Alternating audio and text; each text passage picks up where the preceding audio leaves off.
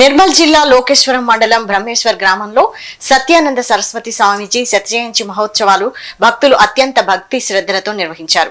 ఈ వేడుకల్లో స్థానిక ఎమ్మెల్యే పవార్ రామారావు పటేల్ పాల్గొని స్వామీజీ చిత్రపటానికి పూలమాలలు వేసి ఘన నివాళులర్పించారు.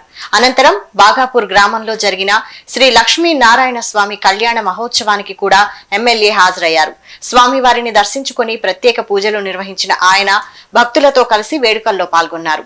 సమాజానికి ఆధ్యాత్మికత, ధార్మిక విలువల పరిరక్షణ ఎంతో అవసరమని ఎమ్మెల్యే పేర్కొన్నారు.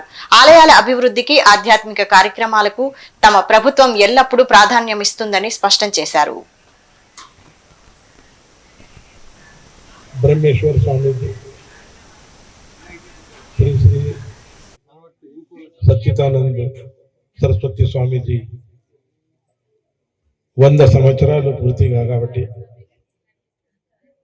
బ్రహ్మేశ్వర్ ఆలయంలో గోదావరి తీరాన ఆయన ఏదైతే ఆయన జీవితంలో ఇక్కడ 30-40 సంవత్సరాలు గడుపుకొని అంతిమ శ్వాసం కూడా ఇక్కడ ఇచ్చారు. స్వామీజీ ఈ చుట్టుపక్కల విలేజ్లో ఈ బ్రహ్మేశ్వర్ గుడి పోచంపాడు ప్రాజెక్ట్ అయిన తర్వాత ఎక్కడ ఉన్నది ఏమున్నదని మనకు కూడా గుర్తు లేకుండా గోదావరి నీళ్లు బ్యాక్ వాటర్ మొత్తం ఇక్కడ వస్తుండే. కానీ స్వామీజీ ఇక్కడ గుడి ఉంది, శివాలయం ఉంది, పాత శివాలయం ఏర్పాటు చేసుకుని ఆయన ఇక్కడ సేవ చేసుకుంటా ఉండి ఇక్కడ భక్తులకు రోజు దర్శనం ఇచ్చుకుంటా ఉండేవారు స్వామీజీ. కొన్ని రోజుల తర్వాత స్వామీజీకి ఒక ఆపరేషన్ చేయాలని నిజామాబాద్ డాక్టర్ చెప్పడం జరిగింది.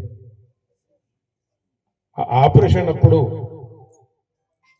మన శ్రీనివాస్ సారు, వెంగళరావు గారు అందరూ ఇట్లా చాలా డబ్బులు జరుగుతున్నాయి, స్వామీజీ దగ్గర డబ్బులు లేవు